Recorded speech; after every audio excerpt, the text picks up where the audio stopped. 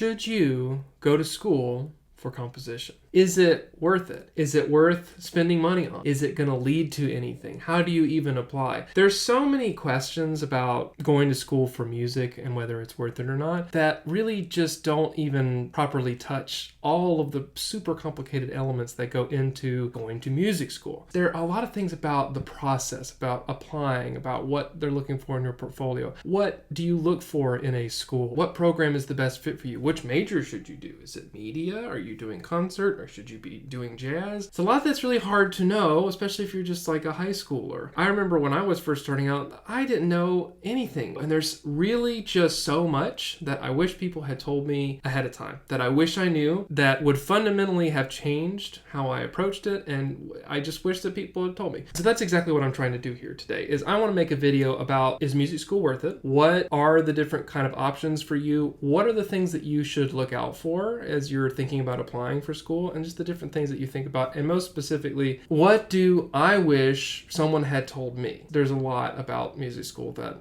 doesn't really come up. You don't really see it a lot. It's an important conversation. I want to give you every piece of information that I have. And I do want to clarify, the focus and scope of this video is primarily going to be focused on the US. That's just because all of my degrees are from the US. That's where I'm from, and I'm less familiar with the systems in other countries. But I do want to acknowledge that the US isn't the only place with schools for music, actually. I'm also primarily focused on undergrad experience, but I am going to talk a bit about grad school at the end. I do recommend watching all the way through, just, to have a kind of a farther scope. That was something that I wish I had known more about, was thinking about what is the ultimate end goal of where I'm going to go. My name is Dave. I am a composer, and this is a video about all of the things that I wish I knew about music school before I went. So let's start at the top. So a composition undergrad, when I say that, an undergraduate degree is a 4-year degree. Generally speaking, that's the usual amount of years it takes in the US. Some people can do it on a longer term. Some people can do it faster depending on their program. And I know that there are different approaches to this in countries outside of the US. Generally speaking, it's a 4-year experience. This is going to be something that you would go to a college, a university, or a conservatory for. There's a lot of stuff in the air about university versus conservatory. I have been to both. I have degrees from conservatory, and I'm working on a degree from university, and it's not that hugely different. Universities tend to offer a little bit more stuff outside of music, like if you're interested in taking like a statistics class or something like that. If you're interested in exploring things that aren't music focused, you have an easier time doing so at a university. Conservatories are conservatories. They're focused on music. That's a nice thing because everyone is really hardcore and really intense about like what it is that they want to do as a musician. There's not one that's like inherently better than the other. They're really not hugely different, at least in my experience. They both have pluses and negatives. You shouldn't make your decision based off of just all conservatories are this and all universities are this. No, not really. Just don't worry about that. I'll get to what to look for in a school in a minute here. What you're working on is a bachelor's degree. That's usually the name of it. Bachelor's of Science, Bachelor's of Arts, Bachelor of Music. Every school kind of does it differently. That's not super important. It's ultimately undergrad, bachelor's. They mean the same thing. One of the important decisions that you're going to have to make if you're interested in majoring in composition is that there are different tracks to it. There's the more traditional track, which is really just a music composition degree, which is really classical music or concert music, as we would call it. And that's really, it's music that is made to be performed live. So if you like orchestra and wind ensemble, choir, opera, that sort of thing, you're really kind of focused on that world. Some places do it differently. They can be more accepting of contemporary things. And I want to be clear, when I say contemporary here, I mean like hip hop and like rock. Not like there is contemporary classical music, which is like concert music, which is, a whole genre in and of itself. They kind of have the same label, weirdly, even though they mean very different things. Certain programs are going to be very open to that. Others are not going to be open to that. They're going to be very squarely focused on concert composition. There's the concert track. There's also, more and more programs popping up nowadays that are media focused. They might call themselves film scored or media studies or visual media or something like that. But it's essentially music that is made for a visual medium like film or video game. There's also jazz composition, which that's not really my area of expertise, but like if you're a jazz person, that's a real thing. Just know that it's a different track than concert. There are also more and more music production and songwriting things that are popping up all over the place. Put that in a slightly different category than concert or jazz. There are some places that, they say, oh, it's a jazz composition, and that's really like jazz is a catch-all for all things popular, which isn't how jazz works, but it just depends. Every program does this slightly differently. It's just I'm painting with a broad brush. Do you want to be clear? There is one myth about this. Is if you get a degree in whatever track, that's like the thing that you're supposed to do for forever. That's not true. That's not how that works at all. Just because you have a degree in jazz composition doesn't mean that you can't write concert music. Doesn't mean that you can't write film music or whatever. It's just a degree, something that you put your time into, but it doesn't like decide everything in your future. You might want to strategically focus on which one that you see yourself working in the most, but that's an important decision, is that if you're thinking about music and you have experience in different directions or really actively want it, it may make more sense for you to focus on media or focus on schools that offer that because that's what you really want to do, or focus on classical because that's what you really want to do, or jazz or whatever. Part of the reason that I am saying this is that I should be very clear. I actually don't have a composition undergrad. I didn't major in that in undergrad. I didn't know that that's the thing that I wanted to do. I do want to be clear that I'm talking about a degree that I don't actually have. I only have a master's in composition. I'm working on a doctorate in composition right now. This is just to say that, whatever you choose in the beginning, there's always flexibility. So if you find yourself like me, like I was a performance major, and then I discovered about like junior year, I was like, actually this whole composition thing, that's really what I'm interested in. That's what I want to do. You can change later on. It doesn't always mean that you necessarily need to change your degree. It's just, it's something to keep in mind, that it's not so rigid that you get the degree and then forever you will do that.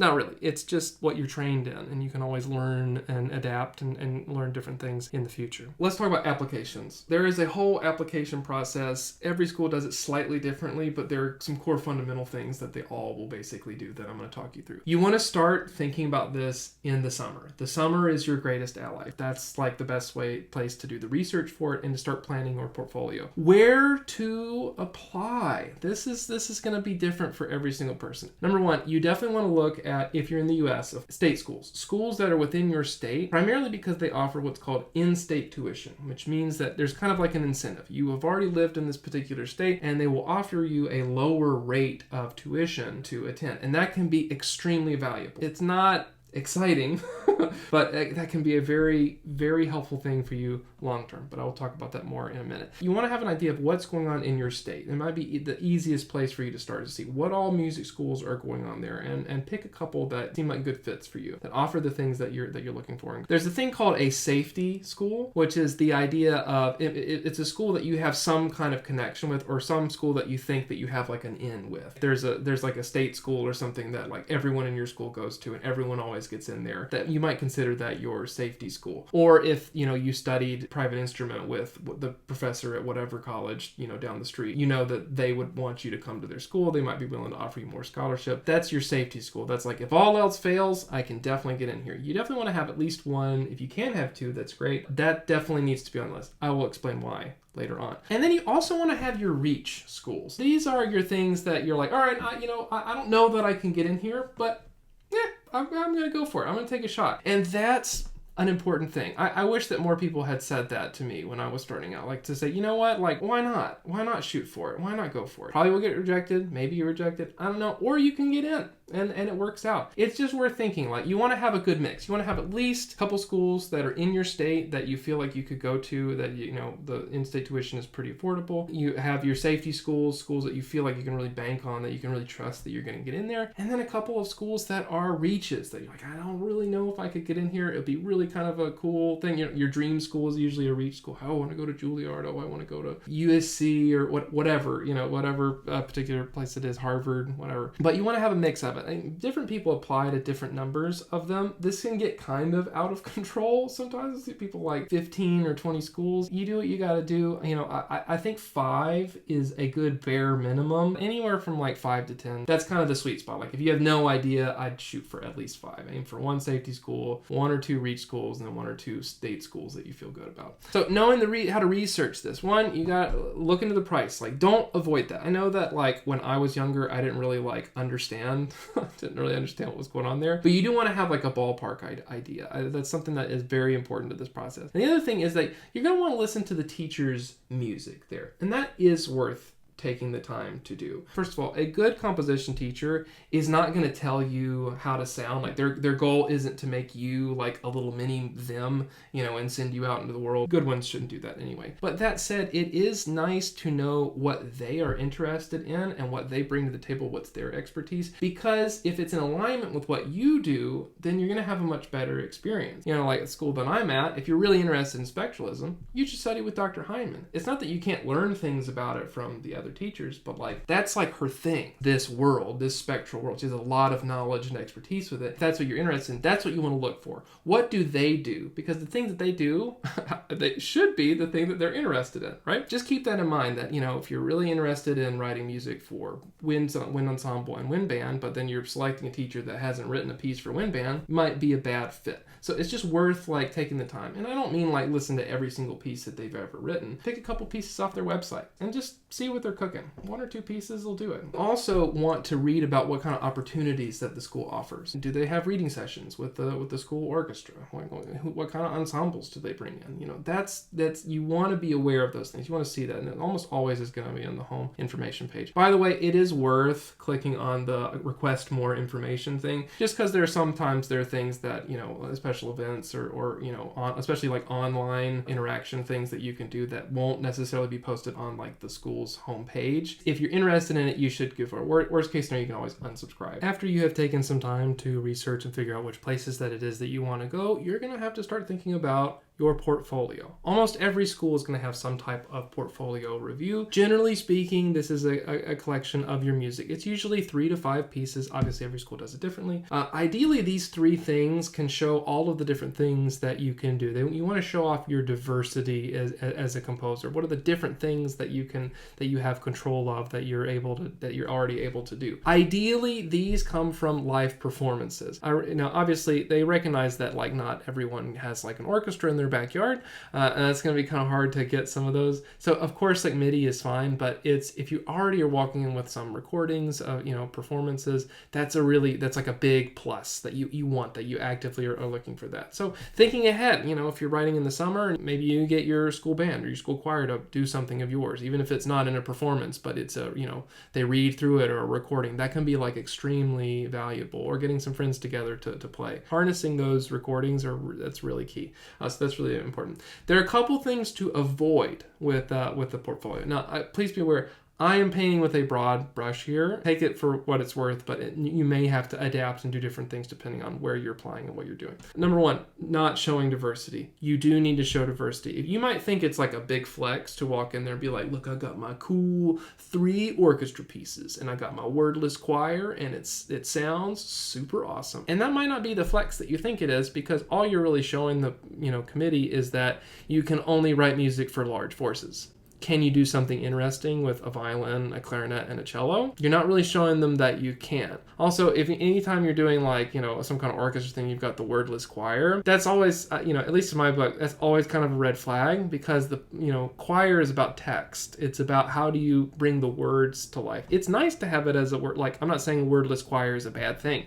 It's great. It's a thing for a reason. But when, that's a real marker of if you're actually dealing with text and you're showing how you can wrestle with it and how you're thinking about it. That's the real mark of mastery there when you're talking about choral music. Now, the other thing too is not knowing your audience. So this is where you really need to be paying attention to where you're applying, what you're sending off, and what's it for. If you're applying for a concert degree, the score is more important than how good it sounds on the MIDI. And that's because it's concert music. Concert music and that type of classical music is made to be performed live by people. So if you're really focused on making the MIDI sound really good, that's great, but the score needs to look good. So if I get like an orchestral score, the audio quality is very good, but then there's no dynamics on the score. Everything is just kind of doubled, and it's just kind of like the percussion don't have any instructions in there. It's clearly just made in like a DAW. That's kind of a red flag for concert world. The opposite is true if you're focused on like something like media, where the sound is the important, because directors don't care about how good your score looks. They care about how do you bring their picture to life. So you got to know your audience and think about that. For jazz, I don't really know. I don't know how important the score is and that. If you're a jazz person, please weigh in. I want this to be as informative for people as possible, but I don't actually know what a committee looks for in jazz. You also want to think about like the style of the program. Now, most places aren't going to have, like, in bold letters, like, we do academic music and we do commercial band music. They're not going to say that out loud, but you can kind of get a feel for it depending on where they are and what the music of the faculty members, what the direction is. You know, if you have like kind of like a bandy wind ensemble piece, you know, that's probably going to do all right in Texas. It might not be as favorably looked upon in like Boston, right? So, you know, it's and then like your super experimental, you know, string quartet might not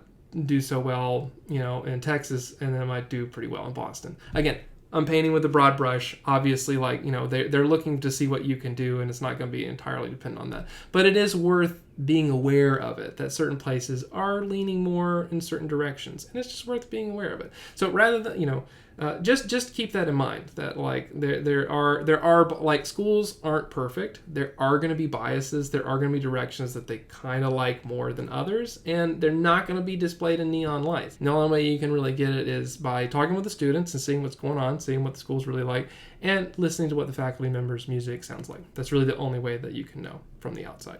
Ultimately, they want you to just submit what you believe is your best work, and you should absolutely do that. Like, that's the number one thing. Like, if you believe in it, that's ultimately the most important thing. A good portfolio probably is going to have a large ensemble piece in it, probably most certainly going to have a chamber piece in it, with a string quartet, saxophone quartet, brass quintet, whatever, something like that. And then maybe a solo piece, solo piano or solo instrument or electronics, or maybe you do a choir thing, or, you know, if you write musical theater or opera or something, you know, some other thing to show a different side of you, or, you know, worst case scenario is just another chamber piece. That's different. If all of your pieces are for orchestra and they're all in A minor, you know, might be worth thinking about. Is it really worth including all three, or should I do something that shows a little bit more? So the next thing that you are going to need with this is you're going to need a letter of recommendation. A letter of recommendation is exactly what it sounds like. It's a letter that is endorsing you, that's usually written by someone who has some type of stature in the music world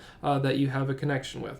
Usually, like, if you're a band student, it's like your band director or youth orchestra director or chorus director or whatever. Usually a private instrument teacher, certainly a private composition teacher. Anyone who's ever worked with you on that should definitely be considered for that. Or, you know, also it can just be like an academic teacher that you did really well for. Some schools require more than others. Usually it's like 2 or 3, some more, some less. It depends on the program. But there is one thing that is true for all of them, and if you get anything from this video, it should be this. Dear God, ask for it in advance. Don't be the person who's like, hey, you know, it's Thanksgiving.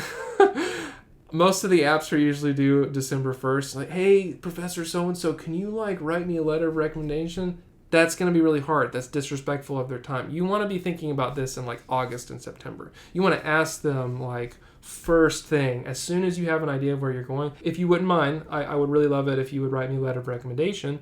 It's due on this date, and I'm asking like 3 months in advance, because they get busy, especially in November. All these poor band directors and chorus directors, they got to do their holiday concerts and all of that, and they've got to wrap up the semester, and then to, you know, do like 30 letters of recommendation. And holidays, it's busy. So just ask for it in advance. Like, that's very respectful and a very good thing to do.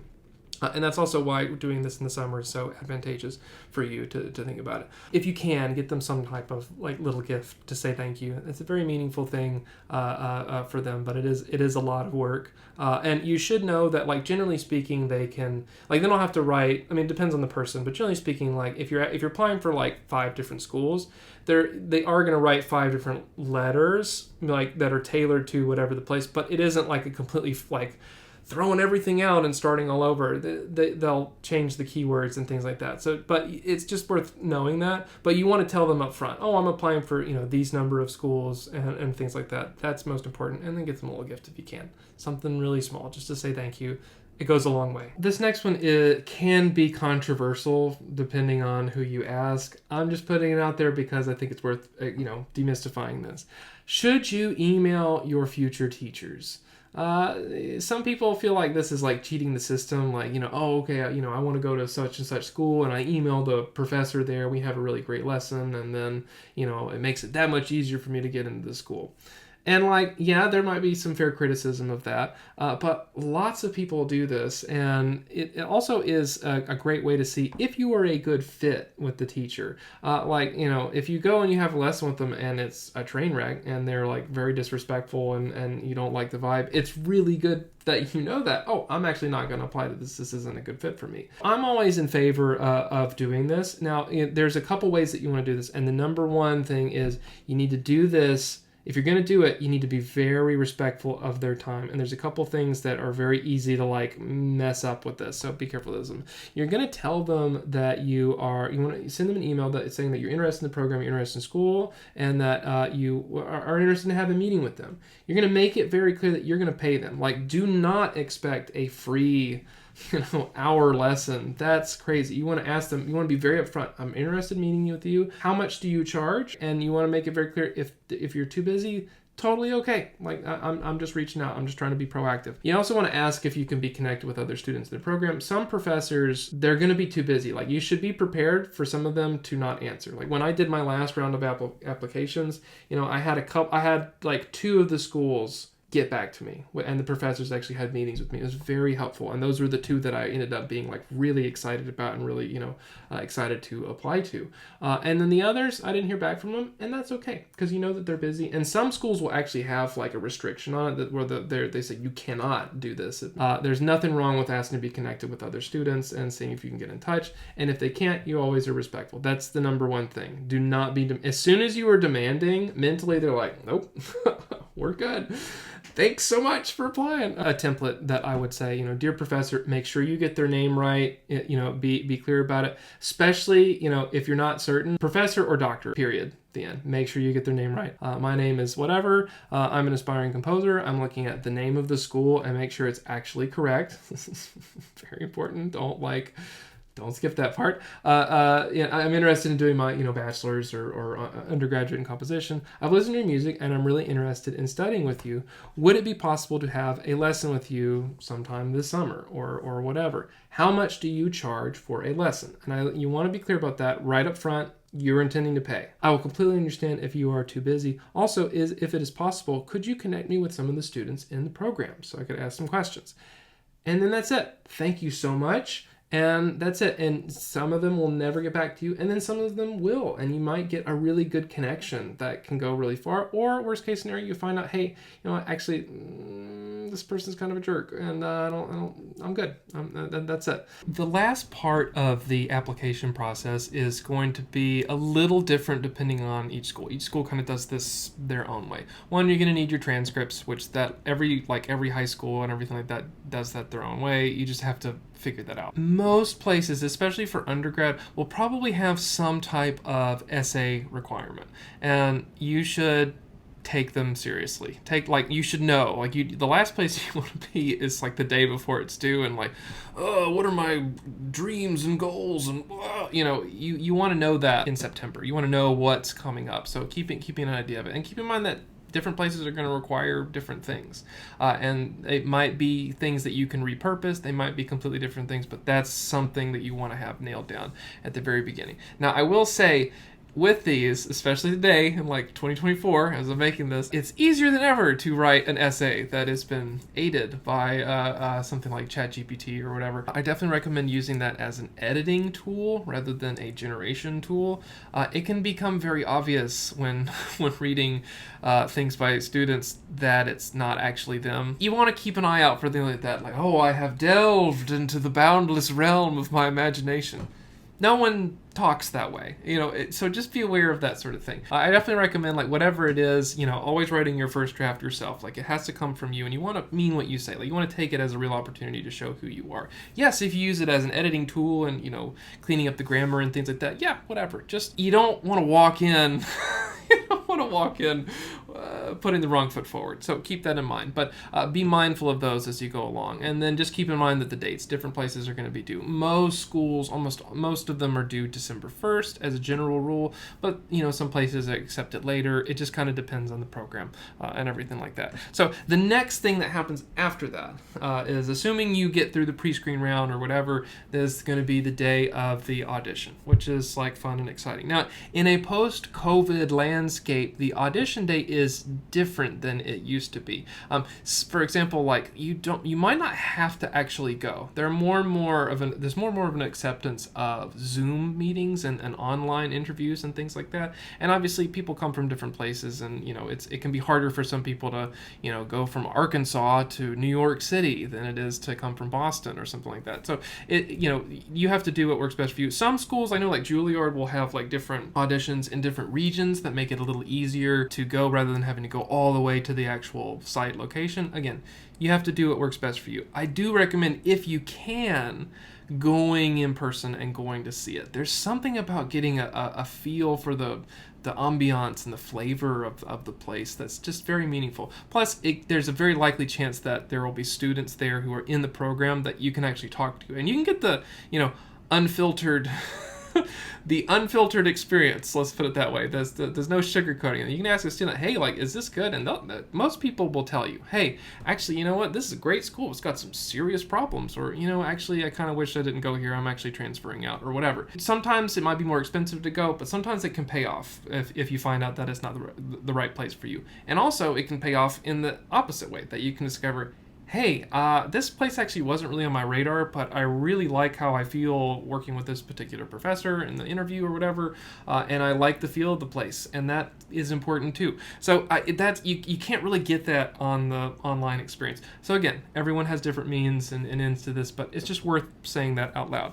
Now, for the actual audition, different places are going to have you do different things. Like I remember I'd have one school who had a whole you had like a theory test that you had to take that day, and there was like an oral skills examination, and then you had your actual composition interview where the faculty look at your music. Other places just have the one interview, or you get to meet all of the different faculty or whatever.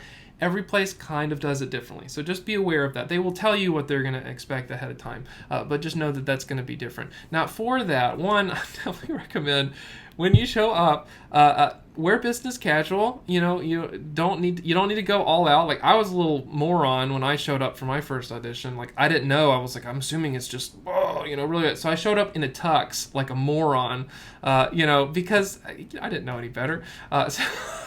So don't be that guy. Don't be me. You want to put your best foot forward, and you want to be honest. Whatever questions they ask you, they're going to ask you, who are you influenced by, and what music are you interested in? And you want to be honest. Even if it's a little scary to say out loud or whatever, maybe it's not quite the aesthetic of the school, I think that's always the best process, especially when you're looking at the undergraduate level. Just be honest, and you want to know some composers. Like, if you roll in like, oh, I don't know, I just like writing stuff, it's not really showing that you are aware of the scene. Doesn't mean that you need to know everything, but if you're interested in writing wind ensemble music, you should probably know a couple of composers who are in that space, who are working and kind of leading. It's going to be awkward.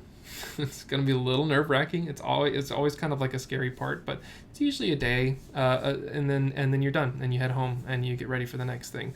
So yeah, that's essentially it. And then it becomes a long waiting game until you get either an acceptance letter or a rejection letter. Let's talk about acceptance and rejection. You are probably going to be rejected by probably one of them, or if not more, and that is totally okay. Like, that's a totally normal thing. There's a year I applied for grad school where, and this is true, I didn't get in a single place that I applied. Literally zero. Like, they, one of them even like rejected me before I had even like finished getting all my letters of recommendation, and they're like, oh, we really don't want you. Thanks for applying. So, it doesn't have any impact on that. Some schools just they don't have room, and they don't have space in their program, or they don't have any funding opportunities, or sometimes it's not a good fit, and sometimes that can be a blessing in disguise. Now, if we're talking about acceptance, there are a couple of crucial things that I wish I had known and understood about this that does not get talked about. Okay, so if you're in the U.S. and you're applying for undergrad, you're probably going to have to start the process of haggling for scholarship. So most places, when you get in, they'll usually give you something to start with. It might just be a flat rate, like, hey, we can give you like, a couple $1,000s or whatever, or it's nothing. Hey, you either can come and pay full price or whatever. When I mentioned that safety school earlier, the reason you want to have a safety school, or one that you think you can get a decent like deal to go to, is because you're going to use that as a bargaining chip. So let's say you got into State College University, that's your safety school. Like, if all else fails, you can go there and you'll be perfectly fine. You get a decent amount of money to go. But let's say you wanted to go to this other school, and you didn't quite get as much money to go. Well, you can email the school that you really want to go to and say, hey, thank you so much for accepting me. I'm really interested in going to your program, but State College University is giving me a half ride and you're only giving me this. I would rather go to your school. Is there anything you can do to help me out? Now, they're not gonna just suddenly like open the floodgates and like, let's give you all the money and woo, it's not gonna be like that, but they might increase the scholarship that they're giving you. They might match it if you're really lucky, or give you more, or if anything, they might just give you a little bit more and make it a more competitive choice. They want people who are excited and interested in the program to go to the program. But that's a big thing. Like, I didn't understand that. I didn't know that you could do that. And let's just say I would have done things differently had I known this particular piece of information. This is worth acknowledging because we're talking about the US. I'm not going to spend too much time on it because it's a serious trip to Bummerville. Let's talk about student loans for just a hot second here. Okay.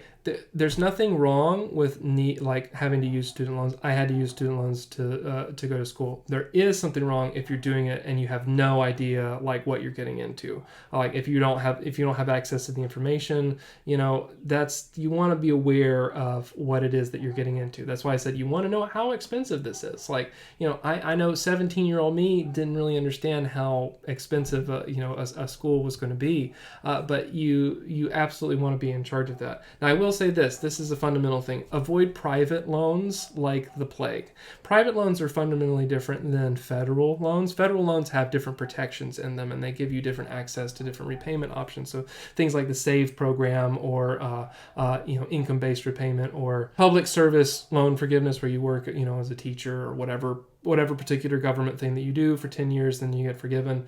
It used to be kind of bad, but now it's a lot better.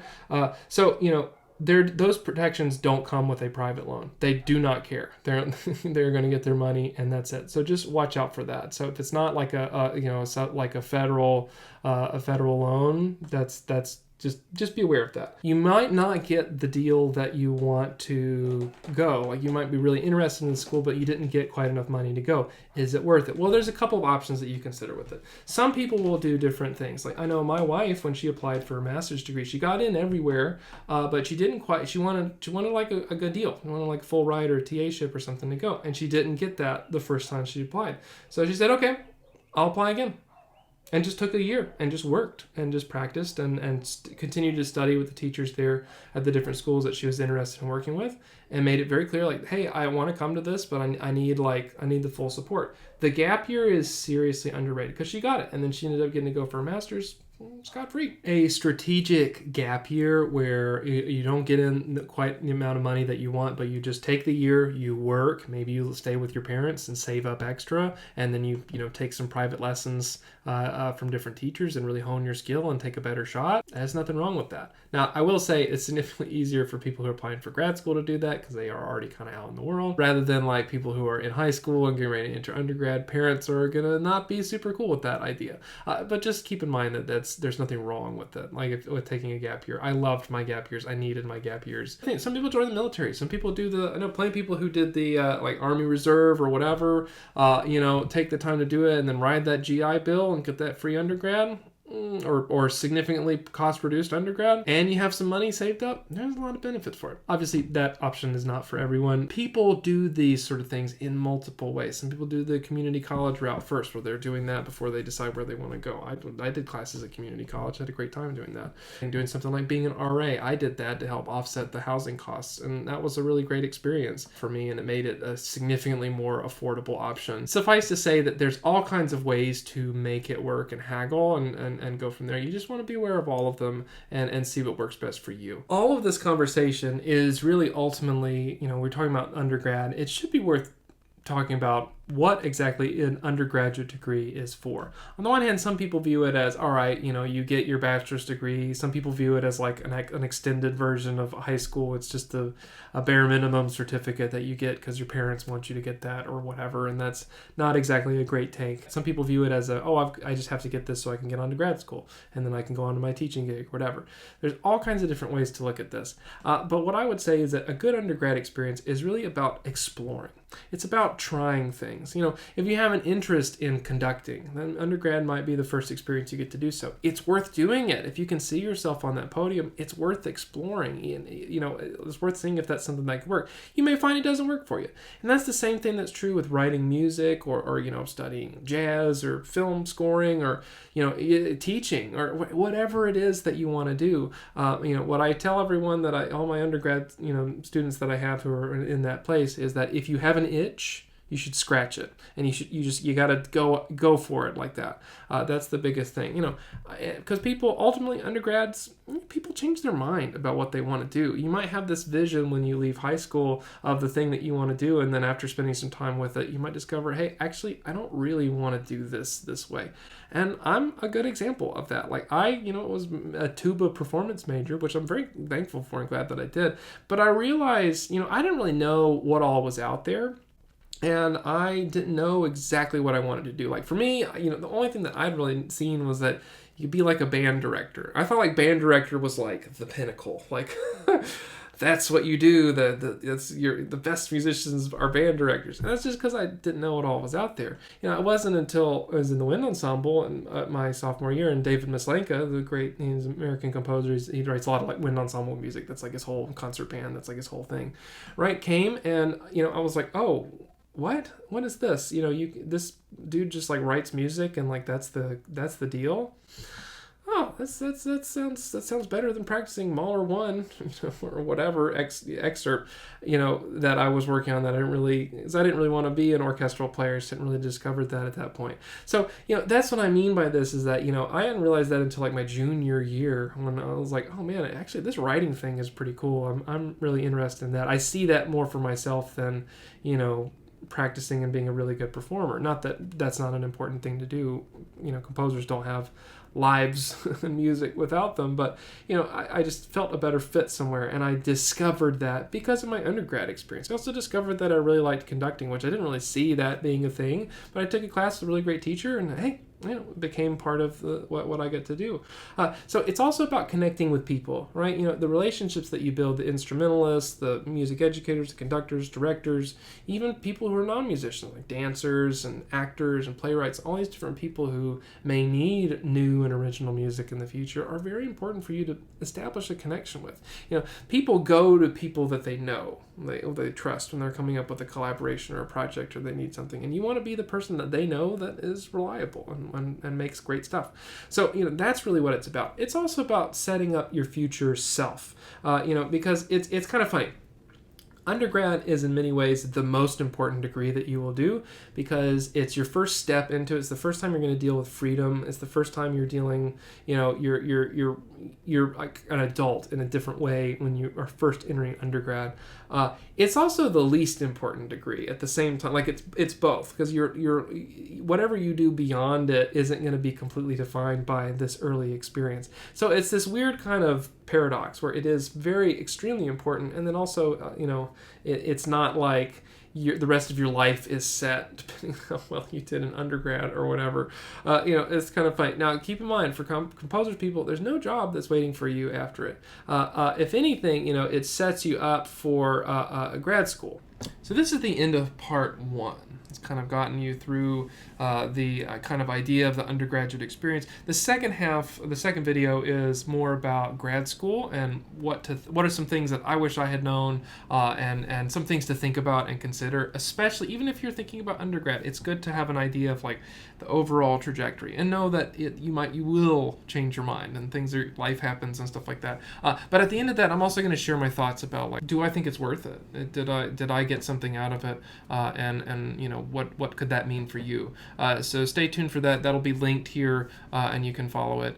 So as always, thank you so much for hanging out with me. I really appreciate it. If you stayed all the way to the end of this crazy long video, if you can like this video and subscribe to this channel, that would be so helpful for me. It helps me reach more people, and that's very meaningful to me.